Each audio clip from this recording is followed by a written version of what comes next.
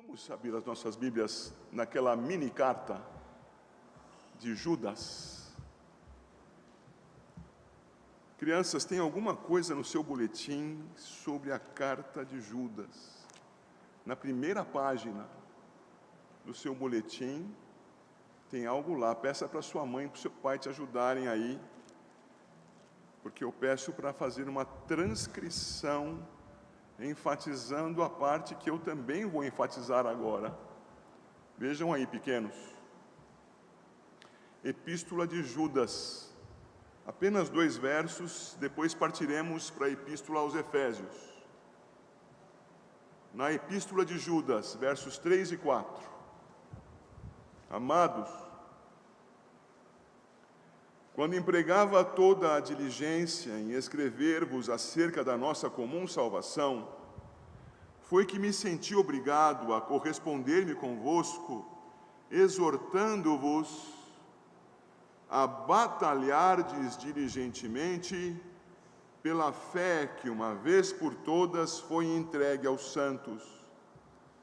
Pois certos indivíduos se introduziram com dissimulação, os quais desde muito foram antecipadamente pronunciados para esta condenação, homens ímpios, que transformam em libertinagem a graça de nosso Deus e negam o nosso único soberano e Senhor, Jesus Cristo. A ênfase está no verso 3. Exortando-vos a batalhardes diligentemente pela fé que uma vez por todas foi entregue aos santos. Agora eu peço que os irmãos me acompanhem até a Epístola de Paulo aos Efésios, que é a que temos estudado nesses últimos dias. Já vimos algo do capítulo 1, do capítulo 3 com o nosso licenciado, do capítulo 4, e agora vamos ao capítulo 6, versos 10 a 13.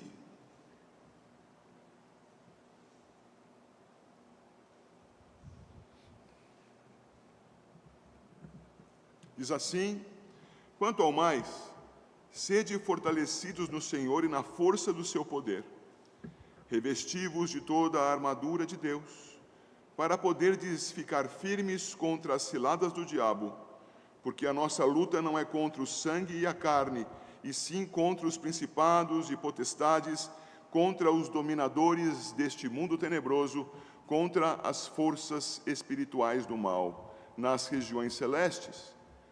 Portanto, tomai toda a armadura de Deus, para que possais resistir no dia mau, e depois de terdes vencido tudo, permanecer inabaláveis.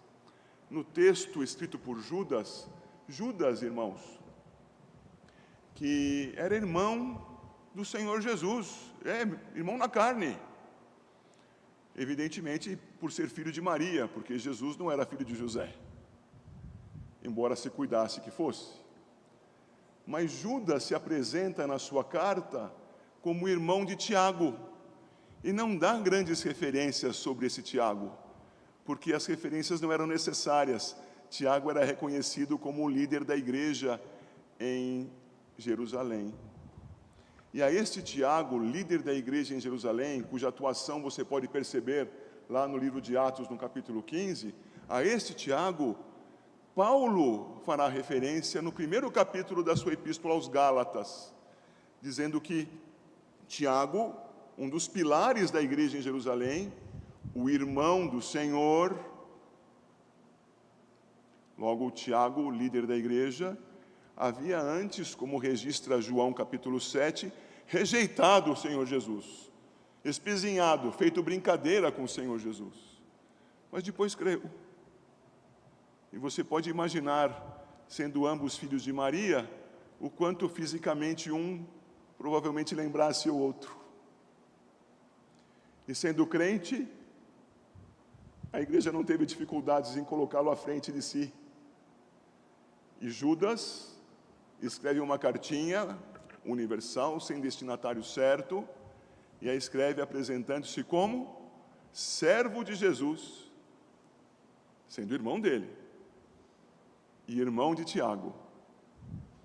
Esse Judas, então, não o Iscariotes, esse Judas, irmão por parte de mãe de Jesus, escreve a cartinha e diz que ele exortava os seus destinatários a batalharem diligentemente pela fé, uma vez por todas dada aos santos. E aqui nós vemos na epístola de Paulo aos Efésios, que ele diz, versículo 12, a nossa luta não é contra sangue e carne, mas contra... Então nós temos nesse texto em Efésios, claramente, aqueles contra quem devemos lutar. Principados, potestades, e este assunto vai ser estudado, se Deus assim quiser, na segunda pregação desse texto, não hoje. Temos no correr do texto, e as crianças têm aí na segunda página do seu boletim, aquilo que consta da armadura, versículos 14 a 17 do texto, que, se Deus assim conceder, será objeto da nossa terceira pregação nesse texto aqui. Mas hoje, queridos, eu quero ver com os irmãos a respeito dessa luta. Pelo que lutamos? Veja, não é como e não é contra quem, mas é pelo quê? Por que motivo? Por que bases? O que defendemos na nossa luta?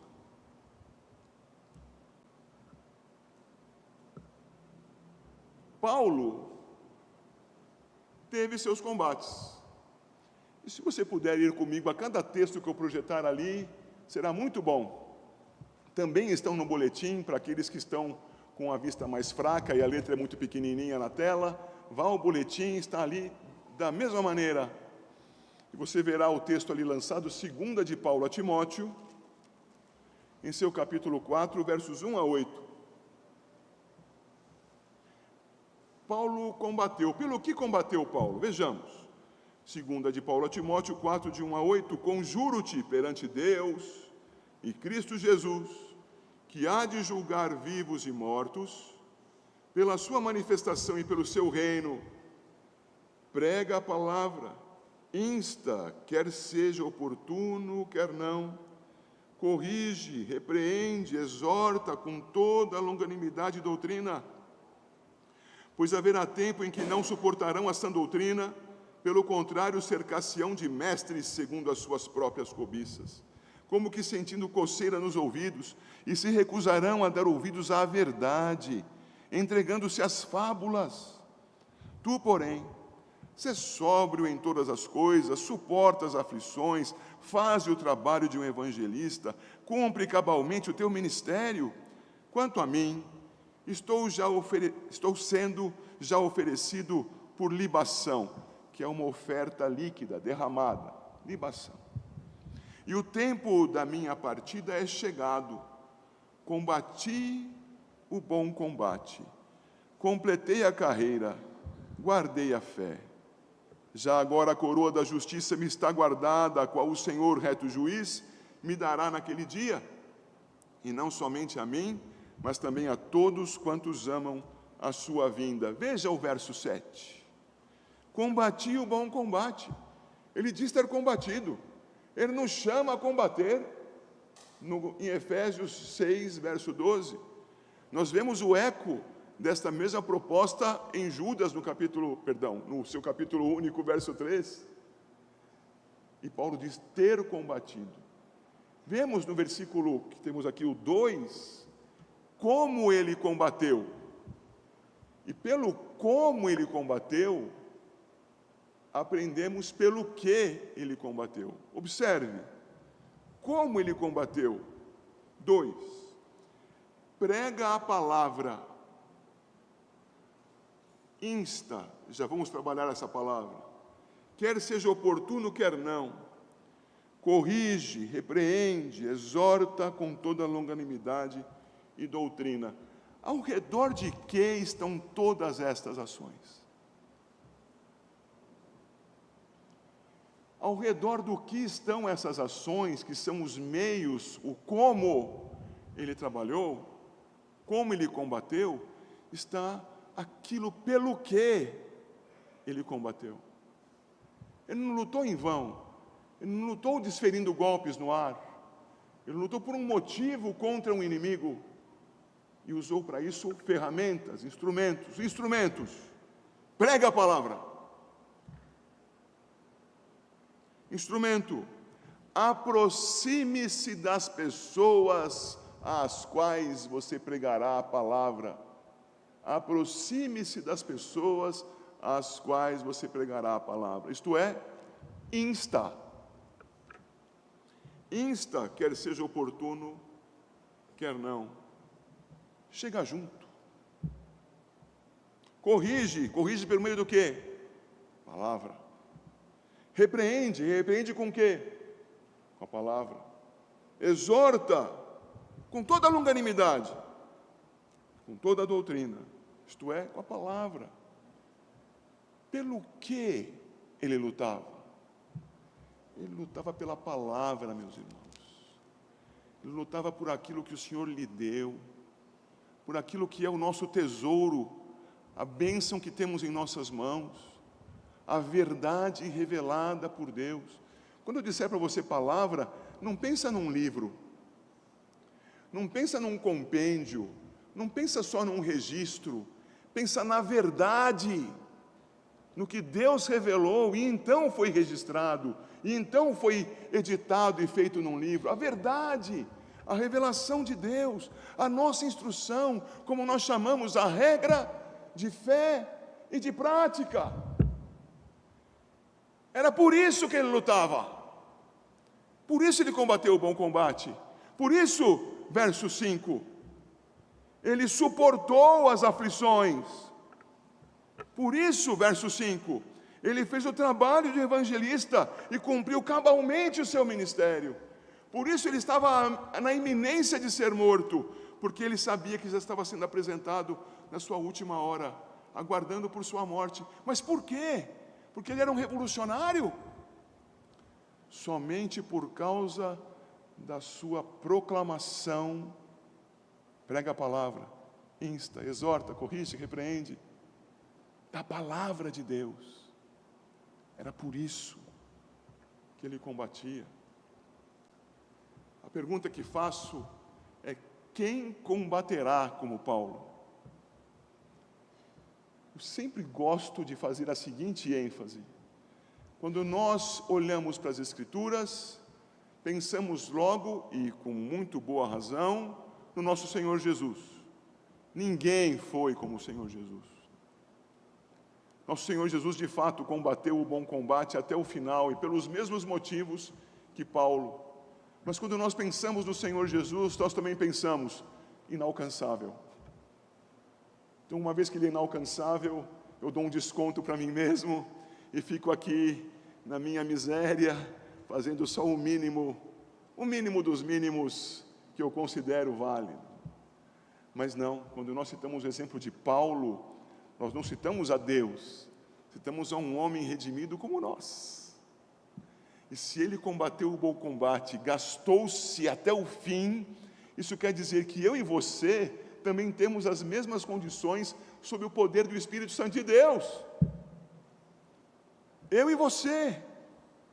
Então, neste momento, eu não o convido a comparar-se com Cristo para você não dar folga para si mesmo.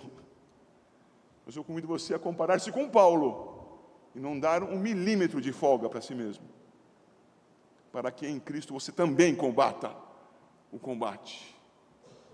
Assim nós vemos na segunda epístola de Paulo aos Coríntios, e gostaria que você fosse comigo lá, talvez você já tenha até chegado ali. Eu lerei os versos 7 a 15 do capítulo 4. E ali temos, porém, este tesouro, o tesouro de Cristo, o tesouro da palavra, o tesouro da verdade, o tesouro da santificação, o tesouro do Senhor. Temos esse tesouro em vasos de barro, para que a excelência do poder seja de Deus e não de nós. Em tudo somos atribulados. Olha o combate, irmãos. Porém não angustiados, perplexos, porém não desanimados, perseguidos, porém não desamparados, abatidos, porém não destruídos, levando sempre no corpo o morrer de Jesus. É combate ou não é, irmãos? Para que também a sua vida se manifeste em nosso corpo, porque nós que vivemos somos sempre entregues à morte por causa de Jesus, para que também a vida de Jesus se manifeste em nossa carne mortal, de modo que em nós opera a morte, mas em vós a vida. Atente agora, por favor. Tendo, porém, o mesmo espírito da fé, como está escrito, memorize esse trecho: eu criei, por isso é que falei. Que foi que eu li? Eu criei, por isso é que falei. Eu criei, por isso é que falei. Segue o texto. Temos nós, também nós cremos, por isso também falamos, sabendo que aquele que ressuscitou o Senhor Jesus também nos ressuscitará com Jesus e nos apresentará convosco, porque todas as coisas existem por amor de vós, para que a graça, multiplicando-se, torne abundantes as ações de graças por meio de muitos, para a glória de Deus. Qual é a pergunta que eu faço para a igreja por meio da leitura desse texto? A pergunta é esta: quem combaterá como Paulo? Quando nós olhamos para o passado e vemos os grandes mártires da igreja, nós não vemos nesses grandes mártires pessoas que tinham dúvidas a respeito da fé que abraçaram. Cada um que tinha dúvida não se apresentava. Cristo ou César? Tenho dúvidas.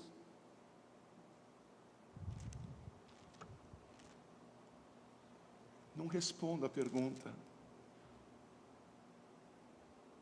Tenho certeza. Cristo ou César? Cristo, ainda que me custe a vida. Leia a história de Policarpo. Cristo, ainda que a chama me consuma. Mas por que essas pessoas eram assim? Li, repeti e pedi para os irmãos memorizarem. Verso 13. Eu criei, por isso é que falei. Irmãos, o testemunho de Cristo só vem da boca e da vida daquele que realmente crê. Só haverá combate pela fé cristã, pelo motivo do cristianismo, se de fato houver fé em Cristo Jesus, se não for uma mera conveniência social, se não for apenas uma aparência de vida santa. Se for de fato confiança no Redentor, eu criei, por isso é que falei. Não importando as consequências sobre a minha vida. Então eu combato o bom combate.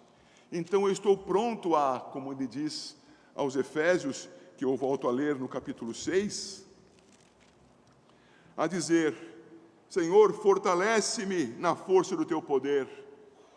Senhor, me revista de toda a tua armadura, para eu poder ficar firme contra as ciladas do diabo. Senhor, a minha luta não é contra sangue e carne, e sim contra os principados e potestades, e o texto vai seguir, mas é uma luta que só é combatida por aquele que crê, e por isso fala. Eu quero citar a vocês o exemplo desse homem, John Gresham Machen. Pastor, que nome é esse? Eu já disse para a igreja que eu sou o rato de sebos. Fui atrás desse livro. Existe em português. Recomendo a leitura, mas de uma tradução recente. A tradução da primeira publicação em língua portuguesa é muito ruim. Então, se você encontrar lá a tradução, publicação de 20 anos atrás, não compre, procure uma mais recente, está bem? Cristianismo e Liberalismo. Esse livro foi publicado há 100 anos atrás. Essa é a primeira edição. E nessa edição, assim como nas traduções que temos em língua portuguesa, o que nós vemos é Machen numa situação que exigia que alguém cresce e por isso falasse, isto é, por isso batalhasse pela fé, diligentemente. Qual era o contexto? Machen, como você vê ali entre parênteses, aquilo não é referência bíblica, nasceu no final do século XIX, 1881. E ele esteve no ministério até a sua morte, 1937, no iniciozinho da Segunda Guerra Mundial. O que aconteceu nesse período?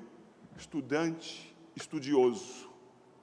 Estudou as artes liberais, formou-se muito bem nas línguas antigas, latim, grego, e tornou-se apaixonado pelo Evangelho.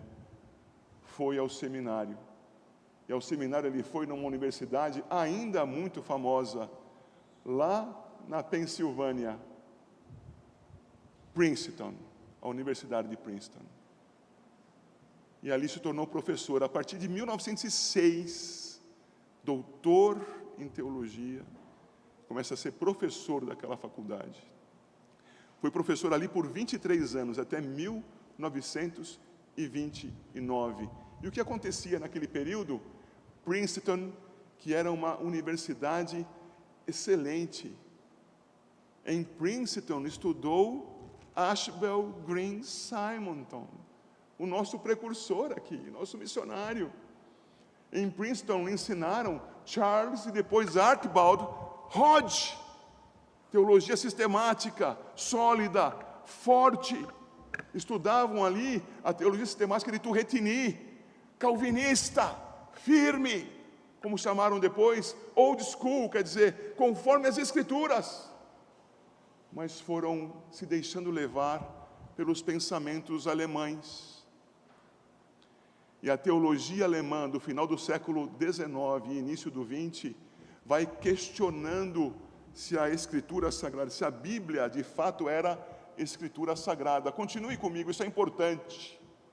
Se de fato era a palavra de Deus. Colocam em xeque a Bíblia, dizem que este livro era mais um dentre muitos e não a palavra de Deus inspirada por Ele. E a partir daí começam a minar outros conceitos fundamentais das Escrituras. Não apenas o seu corpo, o seu sistema, mas a Deus. Que Deus é este? É trino? É justo? É amoroso? Redime por meio de Cristo encarnado? Como Ele o faz? Precisava fazer isto? E então começam a minar, questionar e a negar a fé cristã. Essa negação da fé cristã leva a comportamentos, a uma ética que hoje, queridos, está presente em todas as igrejas, porque as igrejas tendem ao liberalismo teológico, tendem a negar a doutrina, e ao negar a doutrina tem uma modificação no seu comportamento, porque nós cremos e por isso é que falamos. Acabamos de ver isso nas Escrituras. Conforme cremos, agimos. E crendo diferente, passaram a agir diferente. E passaram a ensinar diferente nos seminários teológicos, entre eles em Princeton. E Machen era professor em Princeton. E Machen havia passado um ano na Alemanha, onde se impressionou com o liberalismo. Mas era crente em Cristo. Era crente em Cristo. Estudava as Escrituras, era especialista em grego. Dizia, esses homens estão loucos. E é por isso, queridos, que em 1923, 100 anos atrás, ele publica Cristianismo e Liberalismo. E ele diz o seguinte, esse é o mote do livro.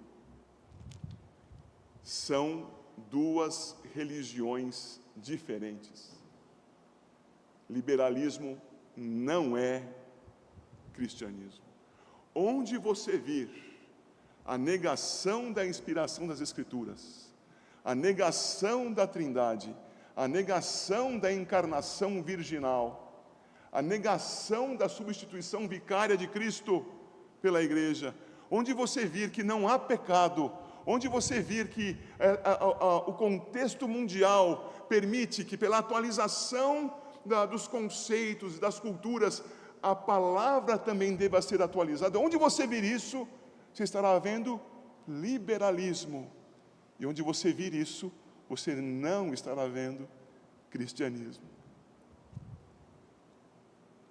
Este homem publicou esse livro em 23. Foi processado pela igreja presbiteriana dos Estados Unidos da América. Presbiterianismo não é sinônimo de boa doutrina, é sinônimo de governo conciliar. Combateu o combate, irmãos. Perdeu o seu ministério. E sabe qual foi a bênção disso tudo? Ele, ao lado de outro autor, que eu recomendo muitíssimo que os irmãos leiam, Cornelius Van Til, fundaram uma denominação e um seminário. Fundaram a Igreja Presbiteriana Ortodoxa nos Estados Unidos, a única igreja reformada até hoje. A única é a remanescente. E fundaram o seminário de Westminster, ambos na Filadélfia, Pensilvânia. Estão lá até hoje, graças a Deus, combatendo o bom combate, perdendo os privilégios, mas sabendo que, crendo, falavam e seguiam adiante. Falei de Paulo, falo de alguém bem mais próximo de nós. Para que um homem estudaria tanto? Para que abriria a mão daquilo pelo que tanto lutou? Uma cadeira acadêmica, autoridade, salário, condição para a família. Para que ele faria isso? Ele cria. E por isso falava. É assim comigo? Deus conceda que sim. É assim com você?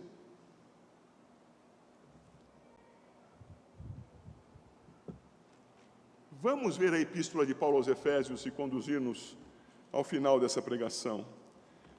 Aqui na epístola aos Efésios, Paulo nos mostra por que é que o capítulo 6 está onde está. Perceba, por favor, que o verso 10, Efésios 6, 10, na sua tradução, Almeida, Revista Atualizada, segunda edição, alguns têm outra edição mais contemporânea. Aqui na segunda está escrito, quanto ao mais, não é isso? Quanto ao mais pode nos induzir a pensar em acréscimos. Esses acréscimos são conclusivos, está bem, irmãos? Isto é, diante de tudo o que foi dito, concluo. A melhor tradução aqui seria, por fim. Então ele teria dito no versículo 9, e vós, senhores, de igual modo, procedei para com eles, e terminaria a instrução aos empregadores ou aos donos de escravos da época. E tendo concluído isso, ele diria no 10, por fim, isto é, tendo visto a doutrina que há na epístola aos Efésios, tendo visto a ética que há na epístola aos Efésios, irmãos, que Deus os capacite a lutarem pela doutrina que fundamenta a ética. Pelo que lutamos? Pela palavra de Deus, na qual, crendo, agimos. Eu criei, por isso é que falei. Assim eu vou com você rememorar algumas coisas rapidamente.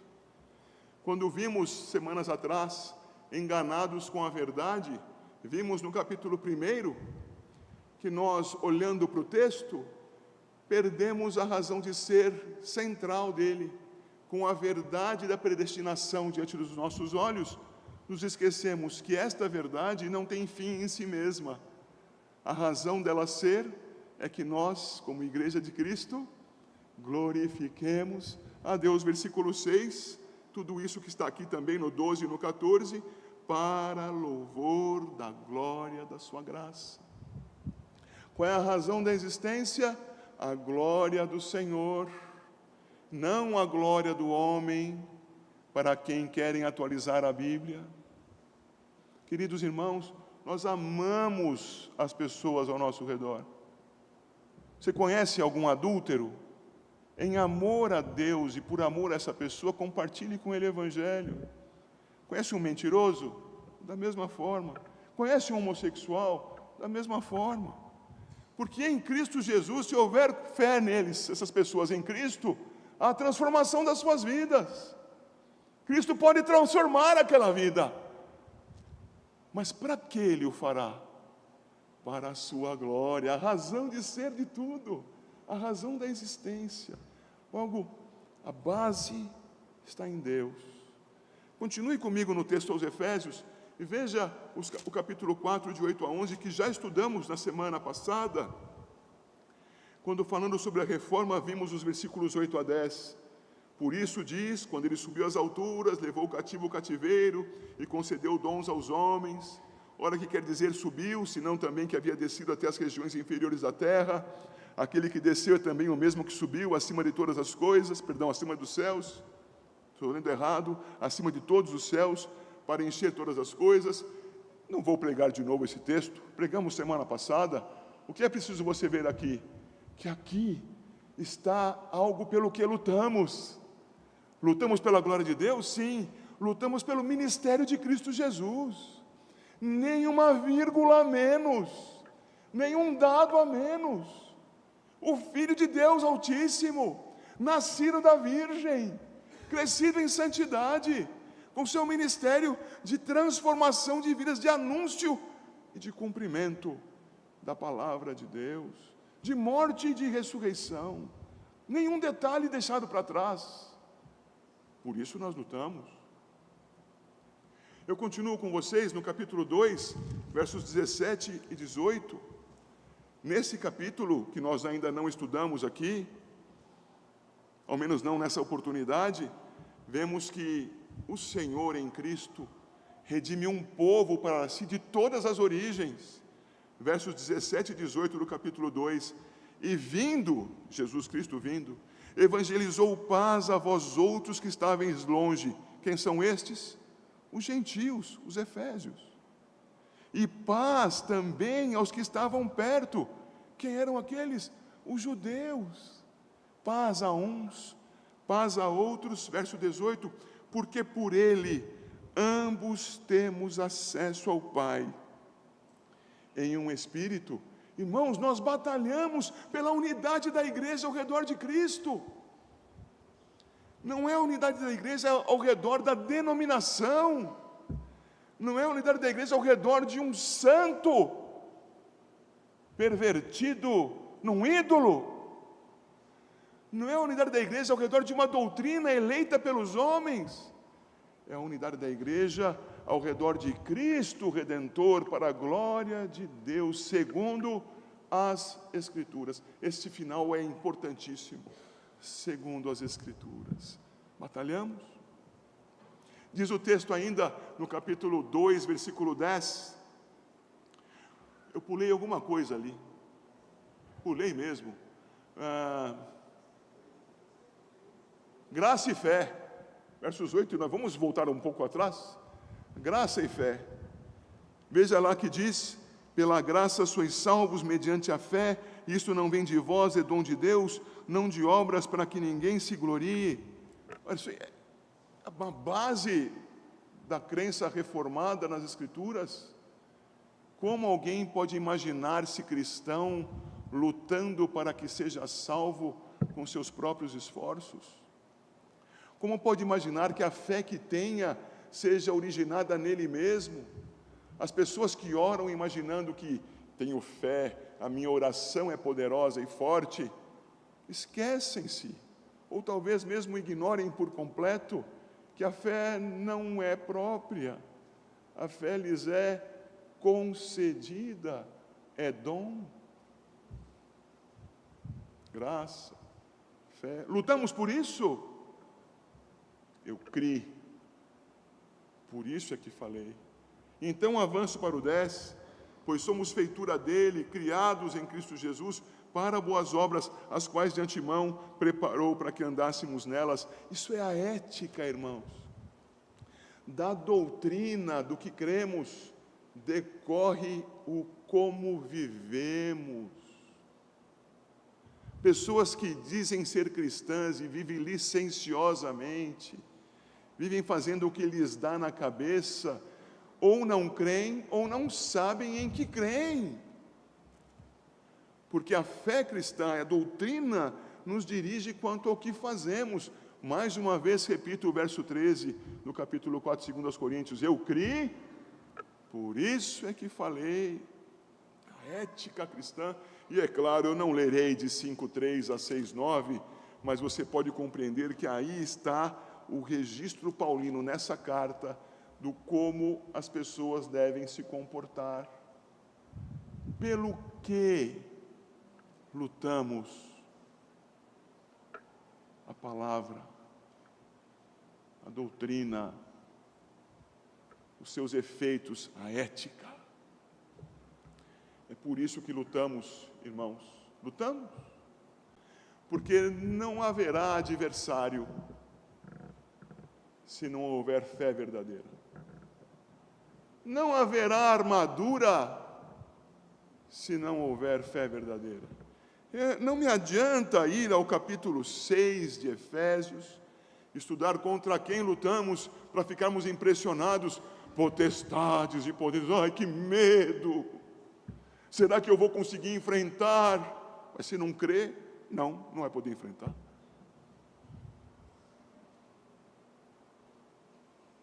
Ah, mas para eu enfrentar eu preciso colocar armadura. Crianças, no seu boletim estão desenhos de uma armadura que apenas sugerem aquilo para o que servem. Nós não vamos colocar um capacete de verdade, uma couraça de verdade, pegar uma espada de verdade, um escudo de verdade. Nós vamos pegar aquilo que estas coisas exemplificam, tipificam. Estamos seguros porque o Senhor nos salvou. Combatemos com a palavra de Deus em nossas mãos. Nos defendemos porque cremos no Senhor. Cremos. Pelo que lutamos? Você crê? Então você lutará. Lutará com a armadura, na força do poder do Senhor. Que Deus te abençoe, em nome de Jesus.